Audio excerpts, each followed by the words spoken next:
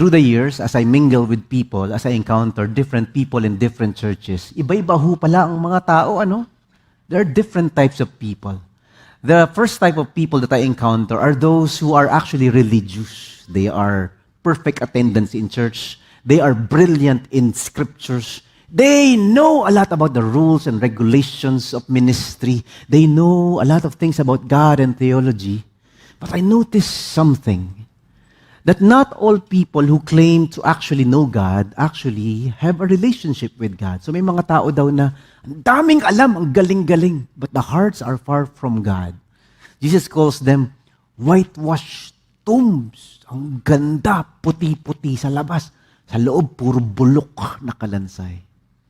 The second type of people I encounter are, they're quiet, they do not know a lot from the scriptures. They are the simple ones, unnoticed. No spotlights, no loud teaching, and no eloquent theologies. But the heart, they love Jesus.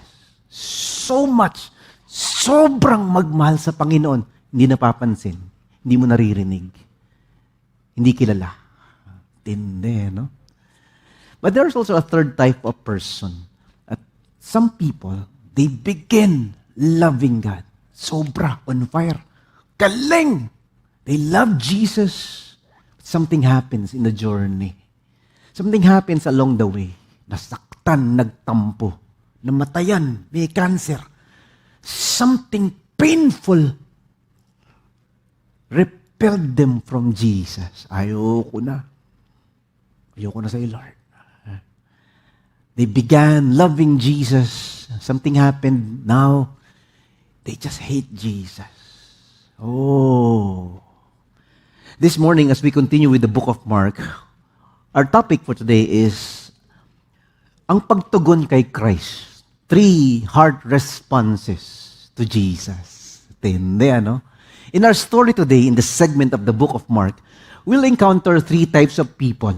3 types of heart responses to the Lord. Iba-ibang uri ng pagtugon sa Panginoong Jesus. And so, iba-iba nga talaga, ano?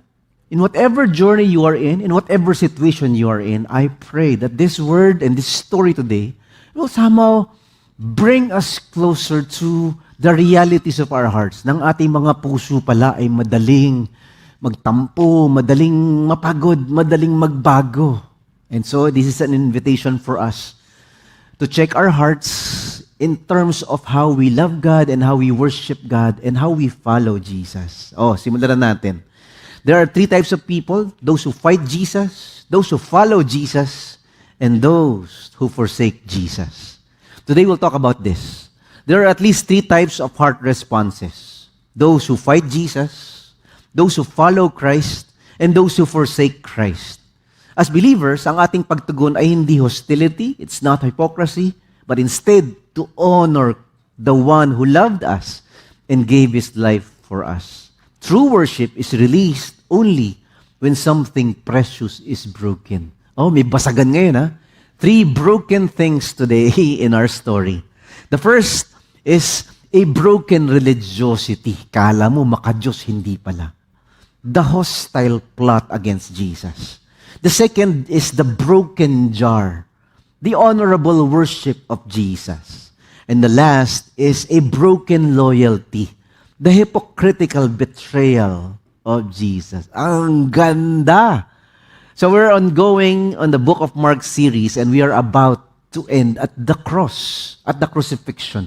But a few days before that, the plot thickens. Jesus meets 3 types of people in the story. Oh, simulan na natin. The first is a broken religiosity, the hostile plot.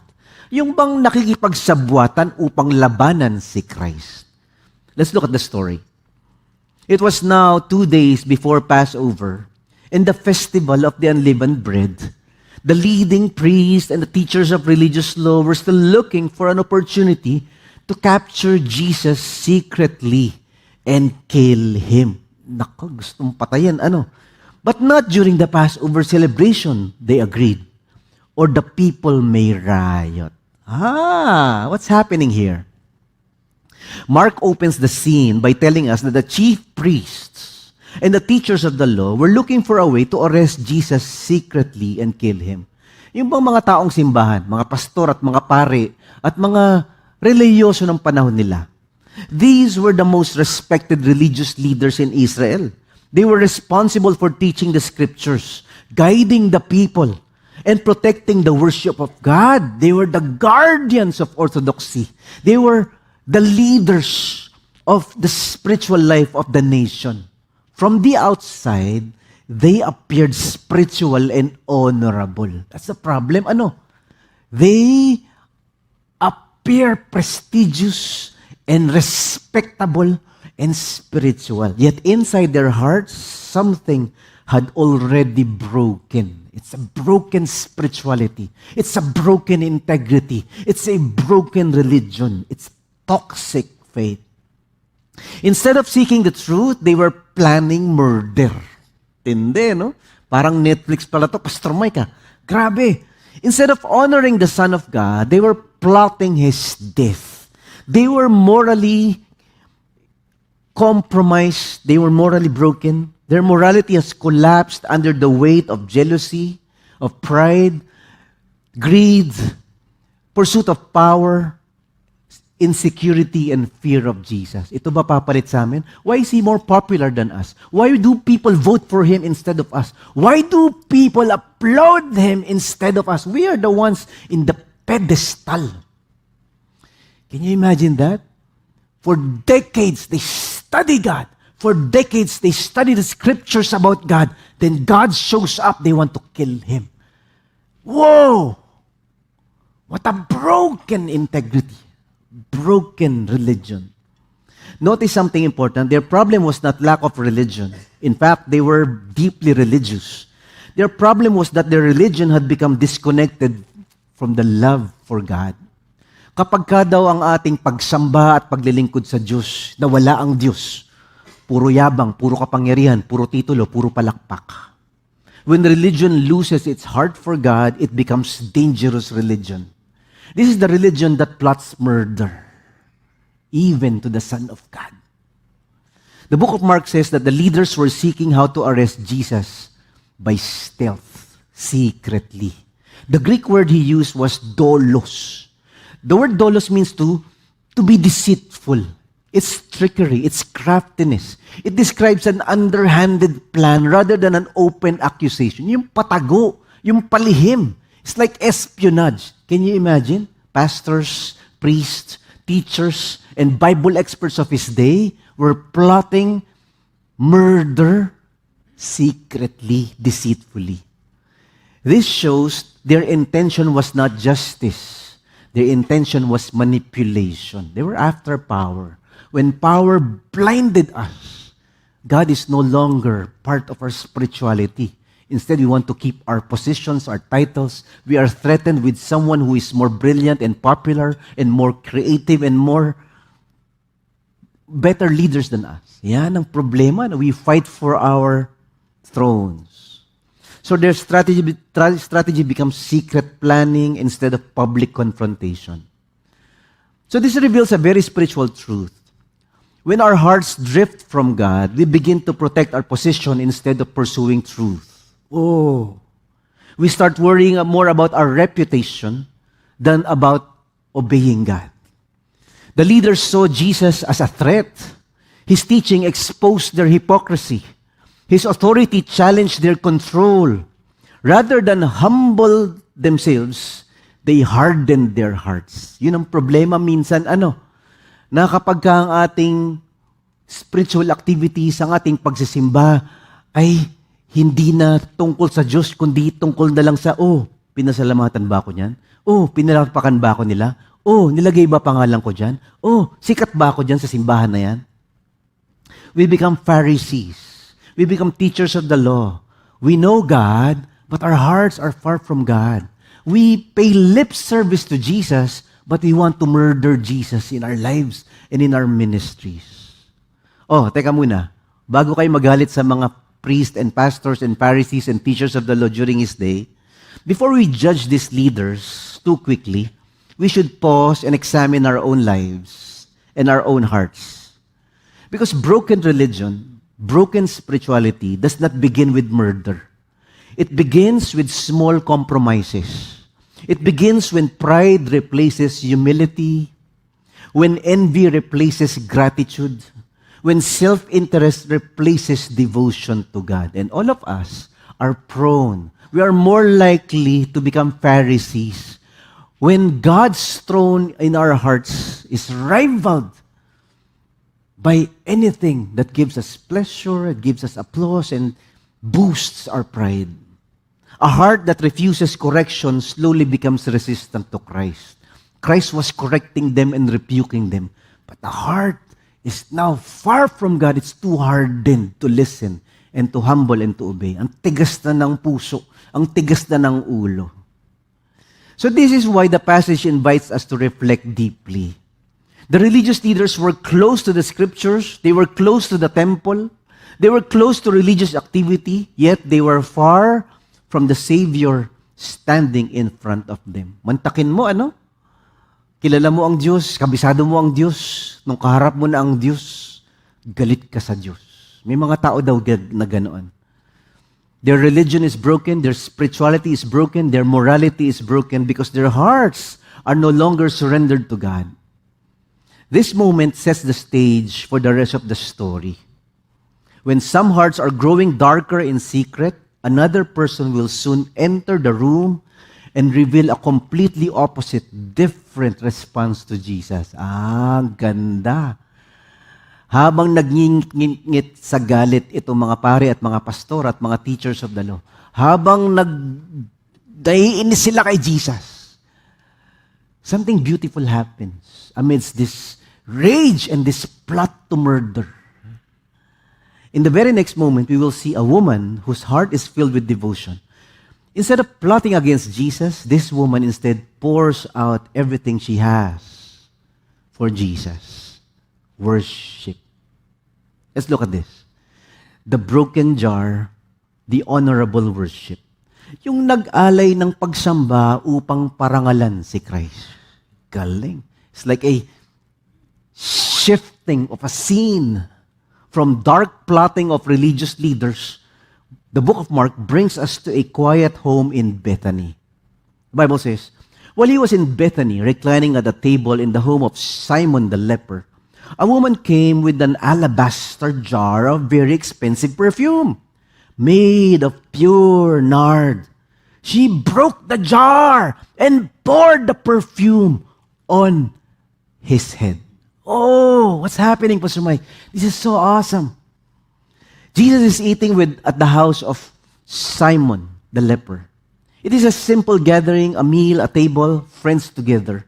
Then suddenly, a woman enters the room. Meron siyang daladalang napakamahal na pabango, carrying something precious. The Bible says, it's an alabaster jar filled with very expensive perfume. This is what an alabaster jar looks like. Mark tells us that the perfume is pure nard. It's imported. A rare fragrance imported from far away. In fact, the latter passage says we learn that its value is about 300 denarii. 1 denarii is about one day's worth of wage. So 300 denarii is roughly about 1 year's worth of wage. What an expensive perfume, ano? Roughly the equivalent of 1 whole year's wage for a worker. Sige nga, mag-compute tayo ng konti. If the minimum wage in the Philippines is 20,000 pesos a month, in 1 year, that's 240,000 pesos. That's how expensive the perfume is. But if you're a manager, you earn more. So, this perfume, this imported, expensive perfume, is very rare. So this woman came and brought the perfume and broke it, placed it on Jesus' head. Oh. And the Bible says, when she broke the jar, the smell of the perfume filled the room. Many commentators see that as an act of worship. Sometimes, our worship, it either becomes stinky to people around us, or it becomes a beautiful, fragrant smell of aroma to God and to people. That's the symbolism probably of the perfume. But this is so expensive naman, Pastor Mike. So my wife and I, we were Googling yesterday, what are the most expensive perfumes that's worth like this? 200,000, 240,000? That's $3,000 worth of perfume. So we Googled and the names came up. 120,000 pesos worth Chanel, Christian Dior. Grabe, no? Louis Vuitton perfume. Amazing. Sabi ko, what? And my perfume is what? Just $10? When you spray, after 30 minutes, no more smell. But this is very expensive. So the woman comes in contrast to the Pharisees and the teachers of the law and the religious and the priests and the pastors of their day. She gave no speech. Without asking permission, the woman does something shocking. She breaks the alabaster jar and pours the perfume on Jesus' head. No speech, no loud, eloquent theology, no grandstanding. Walang spotlight eh. To understand the moment, we must remember something about alabaster jars. They were sealed containers. Often the neck had to be broken to release the contents. Once broken, the perfume could not be saved or stored again. It will spoil. You have to use it. The whole gift was poured out all at once. Hindi tinipid. Hindi, oh, this is so expensive. Just a little, ha? Oh, Jesus, this is my worship to you. But the woman gave it all. You know, when our worship becomes like, Lord, I'm so busy. This is just my money, or this is just my time. This is just the energy I can give. Sorry, Lord, this is the little things na lang. But the woman is teaching us love for God, worship for God, is giving the most precious thing in our lives to God. Imagine someone owning a very expensive bottle of perfume, sealed tightly. As long as the bottle stays closed, the fragrance stays trapped inside. No one smells it. No one experiences its beauty. But the moment the bottle is opened or broken, the fragrance fills the entire room. It's the same with our spiritual lives. We have to break something in our lives. We have to break our calendars. We have to break, our budgets, just so we can worship God. That's so we can serve God. And people can smell. People can sense. Wow, that person worships God, loves God so much. Our devotion to Christ often remains hidden until something in our lives is broken. Sometimes God allows seasons in our lives that break our pride, that break our control, that break our self-reliance. So when that happens, the beauty of worship and trust begins to spread to people around us. So the woman in Bethany understood this. She broke the jar and suddenly the whole house was filled with fragrance. That means ang buhay na naglilingkod kay Jesus, sumasamba kay Jesus, naaamoy ng kapitbahay, naaamoy ng anak mo, naaamoy ng kaibigan mo. Wow! Ang ganda naman ng pagmamahal mo sa Diyos. A life surrendered to Jesus releases a spiritual fragrance that others can experience. Oh, ang ganda. The act is complete devotion. Mark also emphasized the value and the purity of the perfume. But the people around who saw this woman worship Jesus, they said, sayang, what a waste. It could have been, this is so expensive, ha? It should have been given to the poor na lang. Binigay na lang sana sa may hirap, 300 denarii equals roughly a full year's income. Since, there are so many needy people out there, sinayang mo lang. You just poured it out and wasted it in this person. So they were saying, this woman is crazy. It's so unreasonable to spend so much money to Jesus. It's so crazy to give up everything for Jesus like that.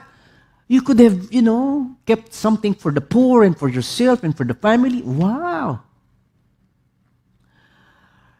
The woman is saying, though her actions, Jesus, you are worth everything that I have. That's the message of the alabaster jar. So our question for us this morning is this. Oh, grabe. What's the alabaster jar in your life? Are you willing to let go? Mahal, Lord. So expensive, Lord. It's so precious. Lord, iba na lang. Next time na lang, Lord. Lord, wag na lang. Yet not everyone in the room sees it that way. For them, she's crazy. But for Jesus, you know what he said? What did Jesus say? Some of those present were saying indignantly to one another, "Why this waste of perfume? It could have been sold for more than a year's wage and the money given to the poor." Ganun daw magsalita. Ganun ka ba magsalita? And they rebuked her.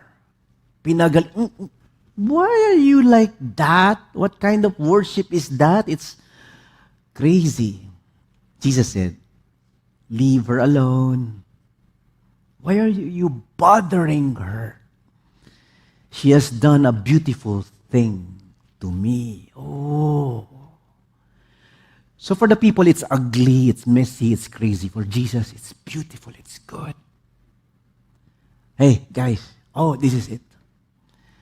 There are things we do for God, people will say, "You're crazy." There are things we sacrifice for God, and people say, "It's ugly." But God says, it's beautiful. People call it a waste. Jesus calls it beautiful. Oh.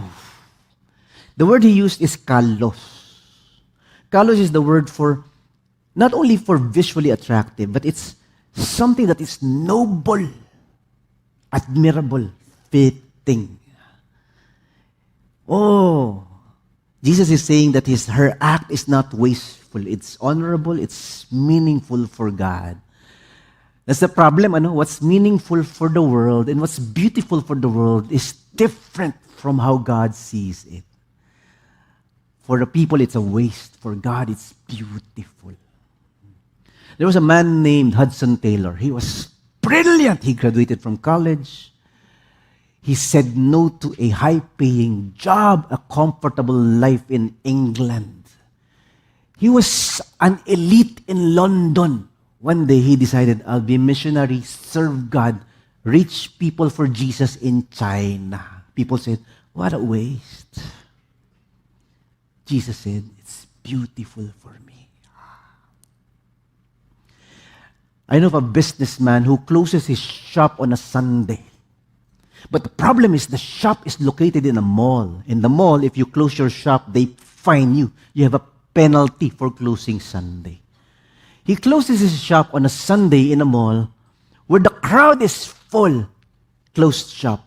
For the workers to spend time worshiping God and for the families to go to church. Wow. His businessman friend says, "What a waste. Crazy." Jesus says, "It's beautiful."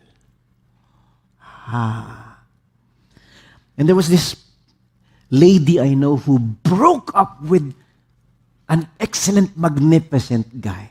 The guy is tall, dark, and darker, That kind of guy. He's wealthy, he's brilliant, he's kind.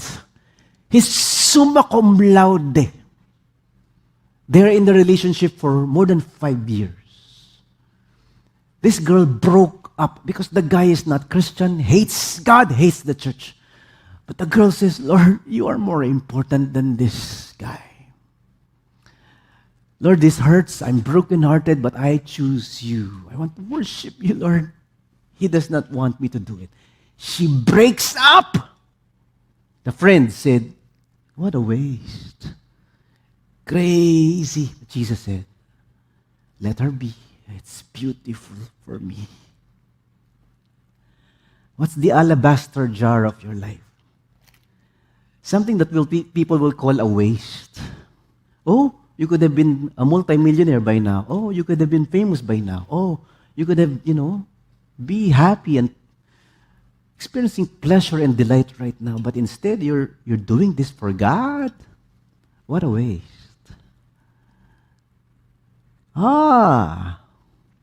So Jesus makes this remarkable statement. He says that wherever the gospel is preached throughout the world, what this woman had done also will be told in memory of her. Can you think about that? Empires rise and fall. Famous names are forgotten. Yet this unnamed woman is remembered wherever the gospel is preached. The Bible is the most published, printed book in the world today. The story of this woman is forever. But you don't remember the last emperor of China or the last empire who ruled the East and the last wealthiest person in the West. You forgot who won the championship last year. But this woman, people hear her story every time the Bible is preached. Amazing. Her story teaches us a powerful lesson. Sometimes devotion to Jesus will look excessive to others. Love for Jesus appears extravagant in the eyes of those who do not understand grace.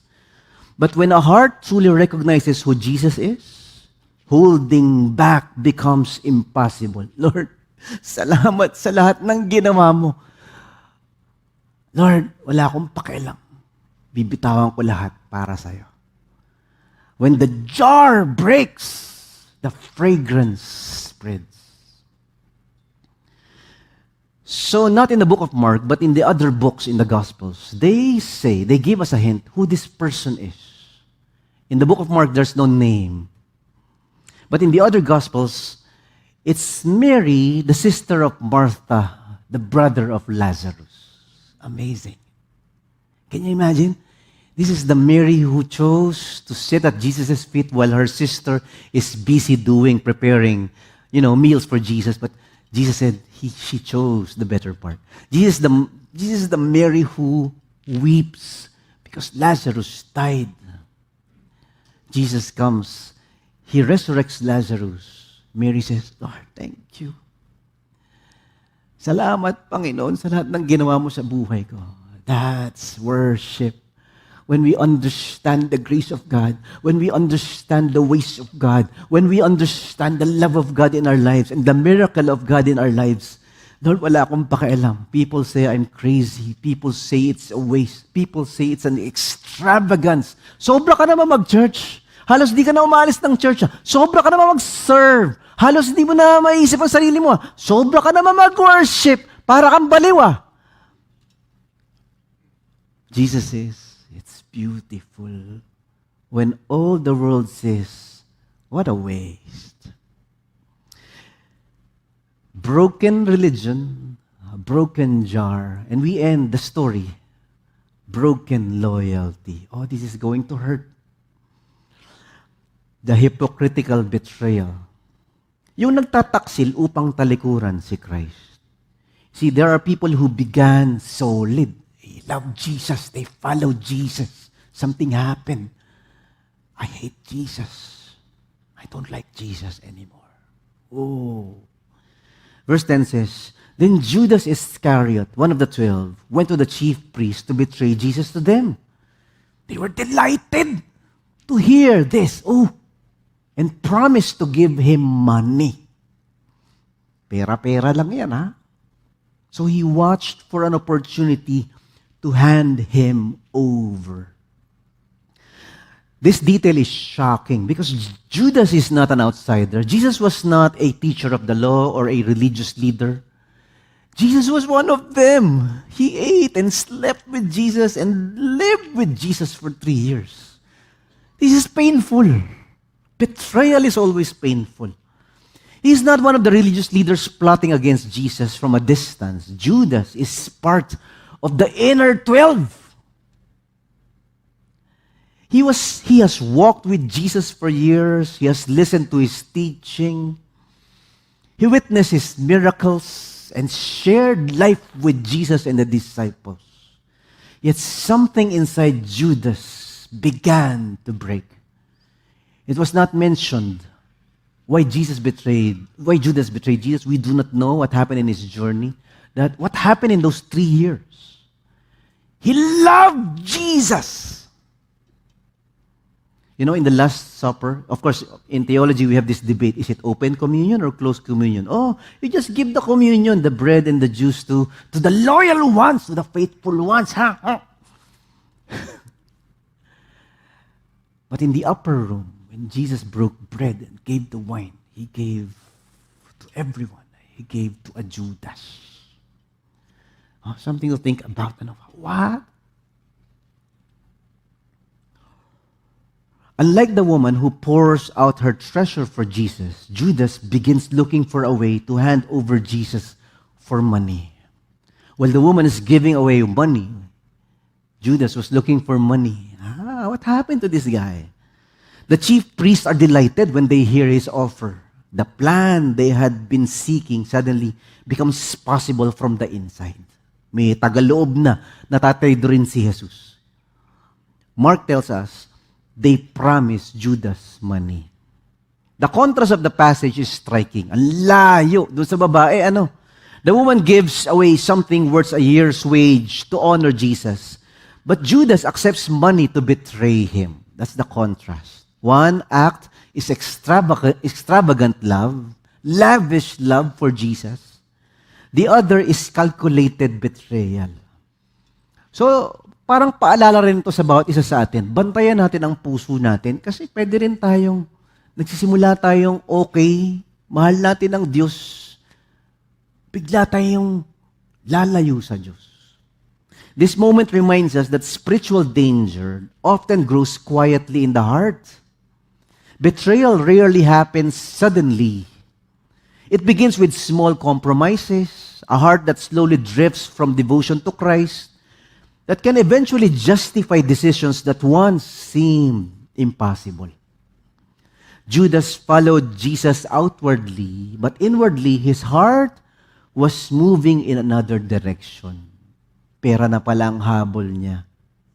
Broken loyalty occurs when something else becomes more valuable to us than Jesus. If money becomes more precious to you than God, when career now becomes more appealing to you than serving Jesus, when achievements now become the idols of your heart, when pleasure now becomes the number one pursuit more than a relationship with God, when acceptance from people or the applause of the crowd or ambition now becomes a rival throne, slowly we're drifting. The tragedy of Judas warns us that proximity to spiritual things does not guarantee transformation. Hindi porke kasama mo si Jesus at nakikinig ka sa Diyos at binabasa mo ang Biblia at simba ka ng simba, hindi porke lahat ito ginagawa mo, ibig sabihin totoo, Kristiyano ka na. It doesn't mean that you're a genuine believer even if you are always in church, even if you're always reading the Bible, even if you're always worshiping God. Hindi guarantee. A person may hear sermons, participate in ministry, and spend years around the things of God, and yet still allow the heart to be far from Jesus. Sometimes it is money, sometimes it is power, sometimes it is comfort or personal ambition. When these things take the highest place in our hearts, our devotion to Christ begins to weaken. So ito yung kwento ni Judas, na bawat isa sa atin, dapat bantayan natin ang ating mga puso. The story of Judas forces every believer to ask an honest question. Totoo ba ang puso ko? Is my heart fully devoted to Christ? Or is something competing for Him? Is there a rival throne in my heart? In this passage, we now see two powerful contrasts. One person breaks a jar and pours out everything for Jesus. Another breaks loyalty and begins searching for the right moment to betray Him. This is also a contrast between someone who understood grace and responds in wholehearted worship that people call crazy and extravagant and unreasonable. Or someone who has no idea what grace means and tries all his life to try to impress Jesus and give the right strategy and programs and plans for God, but the heart was not touched by the grace of God yet. The difference between these two lives is not opportunity or knowledge. It's not even badges of spirituality. The difference is the condition of the heart. So kung totoo daw na nagtitiwala sa Panginoon, ang puso ay nagmamahal kay Jesus. So today we talked about the fragrance of a broken life. We talked about two people who placed a price tag on Jesus. The woman in Bethany says that through her actions, Jesus is worth everything I have. She pours out a year's wage in a single act of love. But Judas places a different price tag on Jesus. He accepts the money in exchange for betrayal. Ito ngayon ang tanong sa bawat isa sa atin. Gaano kahalaga si Jesus sa'yo? Is Jesus worth everything in your life? Na kahit ano gagawin ko, kahit na ano ibibigay ko para sa Panginoong Jesus, ganun ko siya kamahal? O parang Judas na, mas mahalaga ito kaysa sa Panginoon. Some things are more important than Jesus. Some things are more precious than Jesus. Some things are more valuable than Jesus. But when Jesus becomes your treasure, all other things that you have are just shadows where moth and rust will destroy and will one day burn. Tindi, ano?